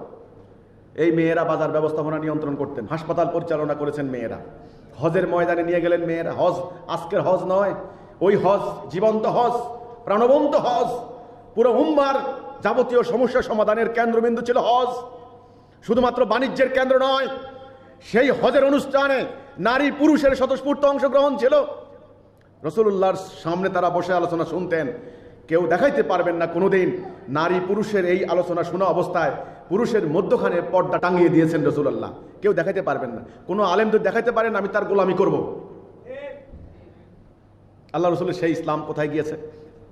জুমার দিনে মেয়েরা, জুমা মানে আজকের জুমা নয়, জামাত থেকে জুমা, সমাবেশ, সম্মেলন, মুসলিম উম্মার যাবতীয় সমস্যা সমাধানের কেন্দ্রবিন্দু, প্রাণবন্ত, জীবন্ত। সেই জুমার দিনে সমস্যা সমাধান করা হতো। কে খেয়ে আছে, কে না খেয়ে আছে, কোথায় ঐক্য নষ্ট হয়েছে, কোথায় কার ক্ষতি হয়েছে, কে কোন অপরাধ করেছে ইত্যাদি শোনা হতো। আল্লাহর বিধান মোতাবেক ফয়সালা দেওয়া হতো। সেই দিনের সেই জুমা, সেখানে মেয়েরা, রসুল যাওয়ার জন্য মেয়েদেরকে বাধ্য করলেন মানে দিনের কিন্তু মূল একটা নীতি হলো বাধ্য না করা, কিন্তু এখানে অন্য জিনিস। মেয়েরা বললেন যে ইয়া রাসূলুল্লাহ, আমাদের তো শরীর ভালো না, আমরা জুম্মাতে যেতে পারবো না। তখন বললেন যে না, সালা করবে না, কিন্তু তোমরা ইমামের বক্তব্য শুনবে। আরো কিছু মেয়ে বললো যে আমার তো ওড়না নাই, বলছে দুইজনে মিলে এক ওড়না ব্যবহার করে যাবে। তবু আল্লাহ রসুল ছুটি দেন নাই। অথচ আজকে মসজিদের সামনে লিখে রাখেন নারীদের প্রবেশ নিষিদ্ধ। যেখানে আমার রসুল মেয়েদেরকে ঘর থেকে টেনে বের করে এনে যুদ্ধের ময়দানে নিয়ে গেলেন জাতিকে রক্ষার জন্য, সেখানে তোমরা নারীদেরকে বাক্সবন্দী করেছ। যেখানে আমার রসুল সরই অনেক কারণে মেয়েরা বলেছেন যে আমরা যাব না, রসুল বললেন ন, তোমরা আসতে হবে। কোনোভাবেই মেয়েদেরকে স্থবির হতে দেননি, অন্তর্মুখী হতে দেননি, গতিহীন হতে দেননি। মেয়েদেরকে প্রাণবন্ত রেখেছেন, গতিশীল রেখেছেন। জাতীয়, সামরিক, সামাজিক, অর্থনৈতিক সকল কাজে নারী পুরুষ সমানভাবে অংশগ্রহণ রাসূলুল্লাহ নিশ্চিত করলেন। সেই মেয়েদেরকে এখন ওয়াজ করে, ওয়াজের মধ্যে প্রধান সাবজেক্ট হলো মেয়ে মানুষ। আপনারা ওয়াজ করে আমাদের মেয়েদেরকে ঘরের মধ্যে বাক্সবন্দি করলেন, ঠিক আছে করেন, কিন্তু তারা মেয়েদেরকে চাঁদের দেশে নিয়ে গেছে। তাদের বৈমানিক এখন মেয়েরা, জঙ্গি বিমান চালায় মেয়েরা, মেয়ে পাইলট, সেনাবাহিনীর অফিসার মেয়ে, ক্যাপ্টেন মেয়ে, জাহাজ, সমুদ্রে জাহাজ চালায় মেয়ে, কলকারখানা পরিচালিত করে মেয়ে। তাদের মেয়েরা এবার দুনিয়া দখল করতে, যারা আপনাদের মেয়েরা ঘরের কোণের মধ্যে বসে বসে সুবহানাল্লাহ সুবহানাল্লাহ সুবহানাল্লাহ, বাস জান্নাত চলে যাবে। তো আমার বিনীতভাবে অনুরোধ হলো, গত 1300 বৎসরে আপনারা এই মেয়েদেরকে কালো বোরকায় আবৃত করে, এখন তো এতদিন তো ওই আবৃত করে আমি কথাটা বলছি আমার বিরুদ্ধে, হায় রে হায়, আমি মুরতাদ, আমি কাফের, আমি দয়ুস, আমি যে কি না কি, ওদের ফতোয়ার কোনো শেষ নাই। এখন সৌদি আরবের একজন বিখ্যাত মুফতি, উনি ফতোয়া দিচ্ছেন কি এভাবে আপাদ মস্তক ডেকে রাখার কোনো বিধান নাই ইসলামে। এখন কি বলবেন আমি জানি না, ফতোয়া তো আর আমি দেই নাই, আপনারা দিয়েছেন। কাজেই হুঁশ হবে আস্তে আস্তে, আমি জানি মায়ের খাওয়ার পর হুঁশ হয়। এখন মায়ের খাওয়ার ফাইনাল সময় এসেছে, তো এই জন্য এই 1300 বছর এই মেয়েদেরকে আপনারা বাক্সবন্দী করেছেন, কিন্তু তাদের ইজ্জত রক্ষা করতে পারেন নাই। যদি আল্লাহ রসুলের ইসলাম শিক্ষা দিতেন, ওই রসুলের মেয়েরা শুধু নিজেকে রক্ষা করে নাই, জিহাদের ময়দানে শত্রুর হাত থেকে রসুলকে রক্ষা করেছেন, উম্মাকে রক্ষা করেছেন। আমি চ্যালেঞ্জ দেব, চ্যালেঞ্জ, আমার রসুলের নারীদের, তার পরবর্তী কয়েক শতাব্দী আমার উম্মতে মুহাম্মদীর নারীদের ইজ্জত নিয়ে কোন বেঈমান কাফের মুশরিক সিনেমিনি খেলতে পারে নাই। আপনাদের ফতোয়াবাজির ফল হয়েছে আমার লক্ষ লক্ষ নারী বেজ্জত হয়েছে। আল্লাহ রসুল যে ইসলাম দিয়ে গেলেন, ধীরে ধীরে গত 1300 বছরের কাল পরিক্রমায় সেই সহজ সরল সিরাতুল মুস্তাকিম, আকাশের ন্যায় উদার, সমুদ্রের ন্যায় বিশাল, সমস্ত মানব জাতিকে নিয়ে একত্রে বসবাস করার মতো ইসলাম, সাম্যের ইসলাম, মুক্তির ইসলাম হারিয়ে গিয়েছে। আজকে যে ইসলাম আপনারা দেখতে পাচ্ছেন, এটা আল্লাহ রসুলের প্রকৃত ইসলাম নয়। একদম পরিষ্কার। এক এক জনের এক এক তরিকা, এক এক পথ, এক এক মত, এক এক ফেরকা, এক এক মাযহাব তৈরি করেছেন। তৈরি করে করে নিজেরা জটিল, দুর্বোধ্য, মাকড়সার জালের ন্যায় করে ফেলেছেন উম্মাকে, সহজ সরল সিরাতুল মুস্তাকিমকে। ওই জালের মধ্যে আপনারা এখন আটকে গিয়েছেন, এখন আর ছুটতে পাচ্ছেন না। কোনটা হারাম, কোনটা হালাল, হারামের আবার শ্রেণীভেদ, হালালের আবার শ্রেণীভেদ, পুরা জাতি শেষ শেষ হয়ে গিয়েছে। এখন কি করবেন? ঐক্যবদ্ধ হতে পারছেন না। গত কয়েক শতাব্দী থেকে এই জন্য যারা জাতীয়তাবাদী আন্দোলন করেছেন, তারা ইসলামকে নিতে পারেন নাই। কারণ ইসলামের মধ্যে এত ফেরকা, এত মাযহাব, এত দলাদলি, কোনটা করবে? একজন নেতা এগিয়ে আসছেন, তিনি জীবনের ঝুঁকি নিয়ে বলছেন এই সাম্রাজ্যবাদীদের বিরুদ্ধে আমরা লড়াই করবো, আসো। বলে এই মিয়া, তুমি যে লড়াই করবো, তোমার দাড়ি কই? হ্যাঁ, এই ফজরের নামাজ পড়ছো আজকে? বাস ফিনিশ। ওই নেতা আর যাবে নাকি ধর্মের কাছে? যাবে? সাম্রাজ্যবাদীদের বিরুদ্ধে লড়াই করা বড় ইবাদত, না দাড়ি রাখা বড় ইবাদত? না, ওনার কাছে দাড়ি রাখা বড় ইবাদত। এই যে আকীদা, কোনটা আগে কোনটা পরে, কোনটা বড়, কোনটা ছোট, কোনটা এখন, কোনটা তখন, কোনটা না করলেও চলবে, কোনটা করতেই হবে ইত্যাদির ধারণা হারিয়ে যাওয়া হলো আকীদা বিকৃত হয়ে যাওয়া। ওনারা সরাসরি ইসলামকে এই ফেরকাবাজি, এই ফতুয়াবাজি করে কোথায় নিয়ে দাঁড় করিয়েছেন। একটা ঘটনা আপনাদেরকে পড়ে শোনার জন্য আমি ফেসবুক থেকে সংগ্রহ করে এনেছি, শুনুন। আমার জাতি আজকে মার খাওয়ার মেইন কারণ ইসলামের মূল আকীদা হারিয়ে গিয়েছে, ঈমান হারিয়ে গিয়েছে।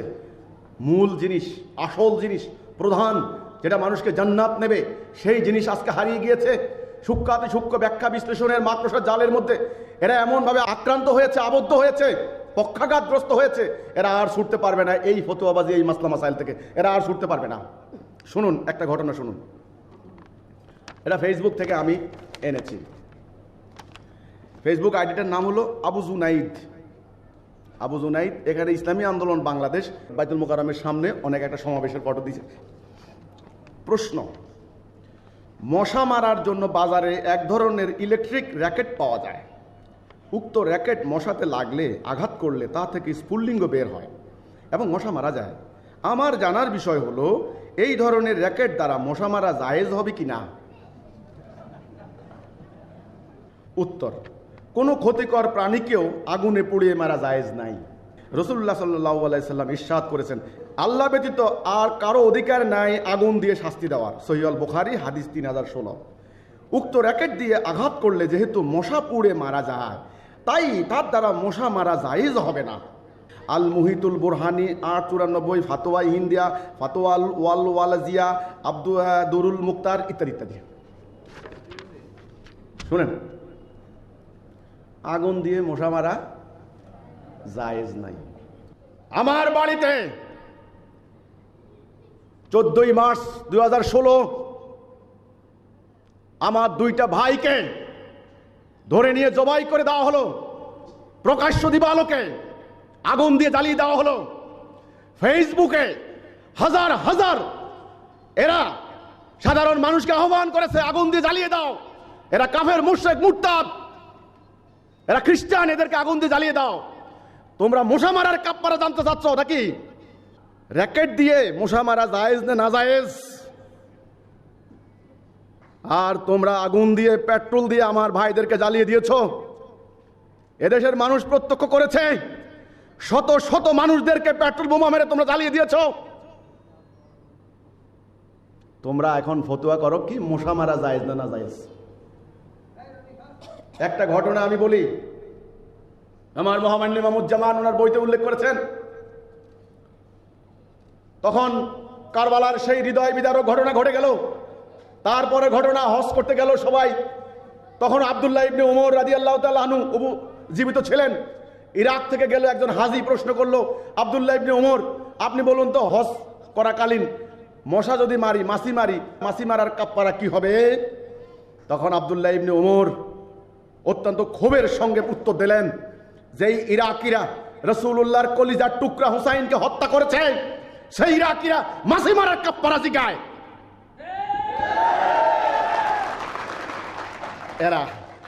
এদের আকীদা কোথায় গিয়েছে দেখুন। চোখের সামনে দিয়ে আস্ত হাতি তারা চলে যাচ্ছে, চোখে দেখে না, অন্ধ। ওই আতসী কাজ দিয়ে পাহাড়ের মধ্যে লেগে থাকা ছোট্ট ছোট্ট নুড়ি পাথরকে পাহাড়ের মতো তারা মনে করছে। এটার নাম আকীদার বিকৃতি। এটার নাম কি? আকীদার বিকৃতি। আমার বাড়িতে দুইজন মোমেন মুসলমান মুজাহিদ ভাইকে আগুন দিয়ে জ্বালিয়ে দিলা, আর তোমরা জিজ্ঞাসা করো আগুন দিয়ে মশা মারা জায়েজ কিনা না জায়েজ? ফেসবুকে প্রতিদিন আমাকে হুমকি দেয় আগুন জ্বালাই দিবে, আমাকে আগুন দিয়ে জ্বালাই দিবে। আমাকে আগুন দিয়ে জ্বালা জায়েজ আর মশা না জায়েজ, তাই না? এই ইসলাম তোমাদের নাকি? এই যখন ইসলামের আকীদা তোমরা শিখেছ, তো তোমাদের কপালে বোম খাওয়া ছাড়া আর কোনো পথ নাই। তোমরা খাইবা সাম্রাজ্যবাদীদের অ্যাটম বোম। তৈয়ার হও, এটা তোমরা ফিরাইতে পারবা না। সম্মানিত ভাই এবং বোনেরা, কিভাবে জাতিকে রক্ষা করবেন? এখন আপনাদেরকে ভাবতে হবে। আমাদের ইহকাল আছে, পরকালও আছে। আমরা আল্লাহকে যেমন বিশ্বাস করি, পরকালকে বিশ্বাস করি। ইহকাল এবং পরকাল আলাদা নয়। দেহ আত্মা কি আলাদা? আলাদা নয়। দেহ আত্মা যেমন আলাদা নয়, ইহকাল পরকালও আলাদা নয়। যারা ইহকাল পরকাল আলাদা করেছে তারা পথভ্রষ্ট হয়েছে। আল্লাহ রাব্বুল আলামিন পবিত্র কোরআনে বলেছেন, রাব্বানা আতিনা ফিদ দুনিয়া হাসানাতাও ওয়া ফিল আখিরাতি হাসানাতাও ওয়া কিনা আযাবান নার। আল্লাহ আমাদের দুনিয়ার জীবনকে সুন্দর করো, পরকালের জীবনকেও সুন্দর করো। আগে দুনিয়ার জীবন, দেহ আত্মা আলাদা নয়। এই জন্য আমি বলেছি ধর্ম আর মাটি আলাদা নয়। মেহেরপুরের সেদিন আমার একটা কর্মী সমাবেশ হলো, অন্তত কয়েক হাজার লোক এসেছেন। আমি সেখানে এই বক্তব্যটা দিয়েছিলাম। আজও আমি আপনাদের উদ্দেশ্যে সেটা বলছি। 1971 সালে এই দেশটা স্বাধীন করা হয়েছিল। আমি স্বাধীনতা যুদ্ধ দেখি নাই। 1972 সালের শেষের দিকে আমার জন্ম হয়েছে।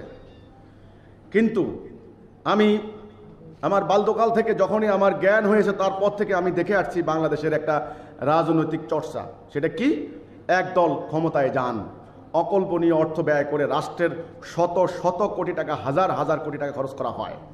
নির্বাচন কমিশন, আইন শৃঙ্খলা বাহিনী সবাই মিলে হাজার হাজার কোটি টাকা খরচ করেন। ব্যক্তিগত টাকার হিসাব করলে হাজার হাজার কোটি টাকা খরচ করে একদল ক্ষমতায় যান। মাত্র 5 বছর, সংবিধানে লেখা আছে 5 বছর। সেই হিসাবে ক্ষমতায় আসীন হওয়ার পরের দিন থেকে শুরু হয় আরেক দলের আন্দোলন, সংগ্রাম, মানি না মানব না।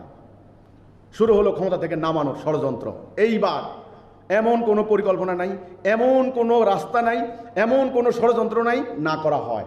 বিদেশিদেরকে ডাকা হয়, আহ্বান করা হয়। শুনুন, শুরু করে এবার হরতাল, জ্বালাও পোড়াও, ভাঙচুর, অবরোধ।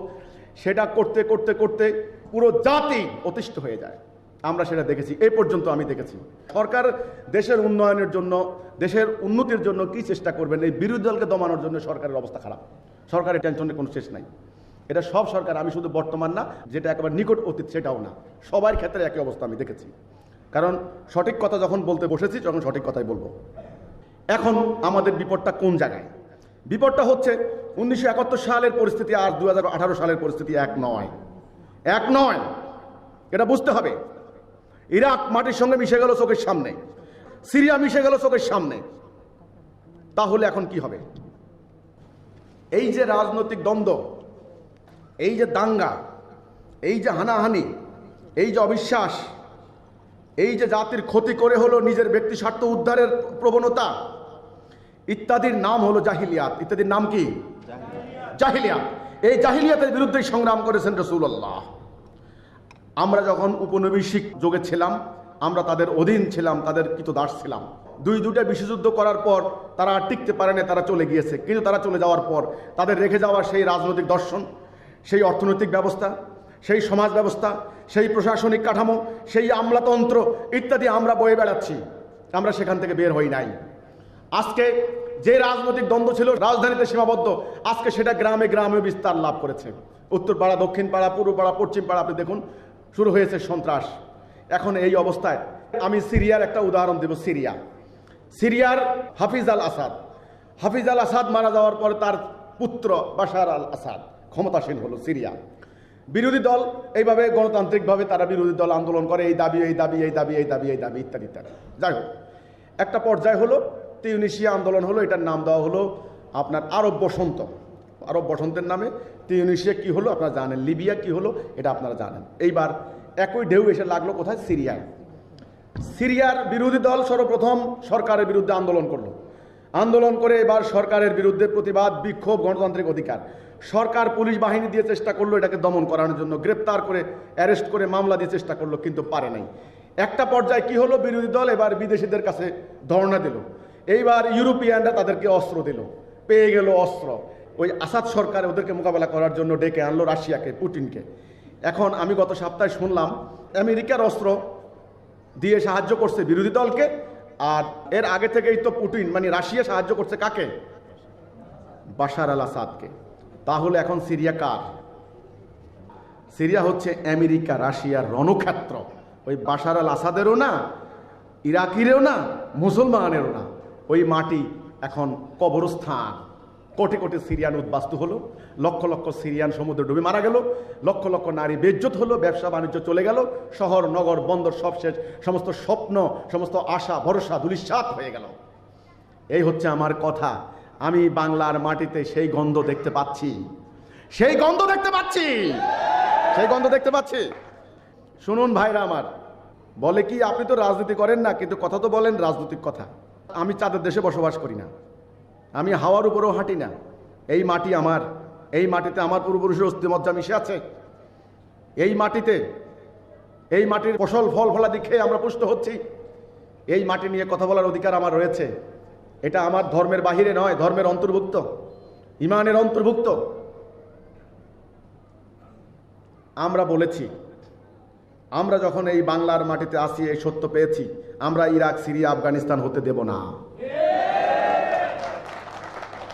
একটা নির্বাচন নিয়ে তোমরা আমার জাতিটাকে ইরাক সিরিয়ার মতো বানাই দিবা, এটা ইনশাল্লাহ আমরা থাকতে হতে দেব না। দেখবা, প্রমাণ পাইবা। প্রমাণ চাও, প্রমাণ পাবে।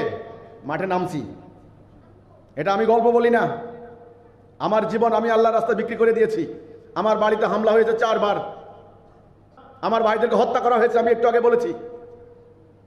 এখন সিদ্ধান্ত নিতে হবে পুরো জাতিকে। এই জাতি এই যে স্বার্থের রাজনৈতিক হানাহানি, এই দ্বন্দ্বের রাজনীতি তারা কতদিন পালন করবে? আর এই যে ধর্মের নামে চালু হওয়া এই সমস্ত ফেরকা, মাযহাব, তরিকা, দল, উপদল, এই সমস্ত জঙ্গিবাদী, সন্ত্রাসবাদী কর্মকাণ্ড তারা কতদিন সহ্য করবে? জনগণকে এখন এটা সিদ্ধান্ত নিতে হবে। যদি জনগণ সিদ্ধান্ত নিতে দেরি করে, জনগণের কপালে কিন্তু ভোগান্তি আছে। কেমন ভোগান্তি সেটা জনগণ টের পেয়েছে কিছুদিন আগে। জনগণকে এখন সিদ্ধান্ত নিতে হবে। আমার কথা হচ্ছে এই যে আমরা বাংলাদেশের আপামর জনগণকে এই কথাটাই বলতে চাচ্ছি। আমরা সরকারকেও এই প্রস্তাব দিয়ে যাচ্ছি যে মাননীয় সরকার, আপনারা শক্তি প্রয়োগ করে চেষ্টা করছেন। আইন শৃঙ্খলা বাহিনী আছে আপনাদের হাতে, পুলিশ বাহিনী আছে, আইন আছে, আদালত আছে। শুধুমাত্র শক্তি দিয়ে পারবেন না, একটা আদর্শ লাগবে। সে আদর্শটা কি? সে আদর্শটা হলো পুরো জাতিটাকে সমগ্র অন্যায়ের বিরুদ্ধে ঐক্যবদ্ধ করতে হবে। এটাই হলো কলেমা লা ইলাহা ইল্লাল্লাহ। এটাই আল্লাহর হুকুম ছাড়া কার হুকুম, এই কথাটুকু। আল্লাহ যেটা বলেছেন সেটাই। কোন হুজুর কি বললো, কোন পীর সাহেব কি বললো, কোন নেতা কি বললো ইত্যাদি না। আল্লাহ যেটা বলেছেন সেটা চলবে। আল্লাহ সমস্ত ন্যায়ের আধার, সমস্ত হকের উৎস, ন্যায়ের উৎস। আল্লাহর হুকুম যেটা সেটাই আমরা সবাই মানব। আল্লাহ কোরআনে বলছেন, ওয়াতাসিমু বিহাবলিল্লাহি জামিয়া ওয়া লা তাফাররাকু, তোমরা আলাদা হইও না, ফারাক হইও না, তোমরা ভাই ভাই, তোমরা এক জাতি, একটা ঐক্যবদ্ধ থাকবে, আল্লাহর রজ্জুকে ধারণ করবে। তোমরা ভাই ভাই, পুরো জাতি এক জাতি, আমরা ভাই ভাই, এটা হলো মেইন। তাহলে এখন আমাদের হিজবুত তৌহিদ আন্দোলনের যে বক্তব্য সেটা হচ্ছে এই, আপনারা যারা হিজবুত তৌহিদের সঙ্গে কাজ করছেন এবং হিজবুত তৌহিদের সঙ্গে ঐক্যবদ্ধ হতে চান, আমি আপনাদের প্রতি বিনীত অনুরোধ করব, আপনারা সমগ্র ব্যাপারটি পর্যবেক্ষণ করুন। ইসলামের যেই রূপ এসেছে, যেই চেহারা হয়ে দাঁড়িয়েছে এখন ইসলামের, এই ইসলামকে রাষ্ট্রীয় পর্যায়ে এই ইসলামকে নেওয়ার মতো সম্ভব না, এরা আর নিতে পারবে না। এখন রাষ্ট্র আর ধর্ম, জনগণ, সরকার, সরকারি দল, বিরোধী দল, এই যে একটা সংঘাতপূর্ণ পরিস্থিতির মধ্যে এসে দাঁড়িয়েছে, এটার সমাধান আশু দরকার। এই যে হেড অন ক্ল্যাশ যাকে বলা হয়, মুখোমুখি সংঘর্ষ, এর সমাধান দরকার। একমুখী হওয়া দরকার, আর বিপরীতমুখী থাকা চলবে না। সেই একমুখী করার জন্য একটা আদর্শ লাগে। আমি বলেছিলাম 2 টুকরা কাঠকে জোড়া দেওয়ার জন্য মধ্যখানে একটা আঠালো পদার্থ লাগে না? সেই আঠালো পদার্থটার নাম হলো আদর্শ। কি আদর্শ?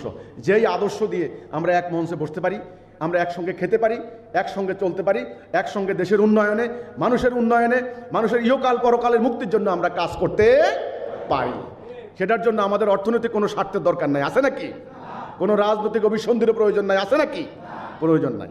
এই আদর্শটা আমরা পেয়েছি আলহামদুলিল্লাহ। সেই আদর্শটা আমরা পেলাম কার মাধ্যমে? টাঙ্গাইলের ঐতিহ্যবাহী পন্নী পরিবারের উত্তরসূরি ইমামুজ্জামান জনাব মোহাম্মদ বাইজিদ খান পন্নী, ওনার মাধ্যমে। উনি আমাদেরকে সেই আদর্শ দিয়ে গেলেন। তিনি নবী নন, রসুল নন। তিনি বলতেন যে আমি পীর ফকিরও না, আমি আল্লাহর গুনাহগার বান্দা, আমি শেষ নবীর উম্মত। এই মহাসত্য আল্লাহ আমাকে দিয়েছেন যে মুসলমান জাতি আল্লাহ রসুলের প্রকৃত ইসলাম থেকে সরে গিয়েছে।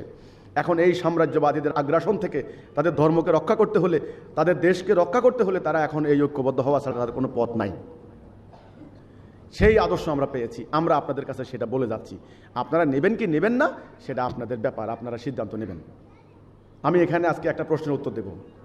প্রশ্নের উত্তর দেওয়ার পর আপনাদের যদি কোনো প্রশ্ন থাকে আপনারা আমাকে বলবেন। আল্লাহ রসুলের সেই প্রকৃত ইসলাম হারিয়ে গিয়েছে, নাই। ওই ইসলাম ধারণ না করলে আমরা বাঁচব না। ওই ইসলাম কিন্তু এত মত, এত পথ না, এত ফেরকা না, এত মাযহাব না। ওই ইসলাম একটা, লা ইলাহা ইল্লাল্লাহ, আল্লাহর হুকুম ছাড়া কারো হুকুম মানব না, এটা।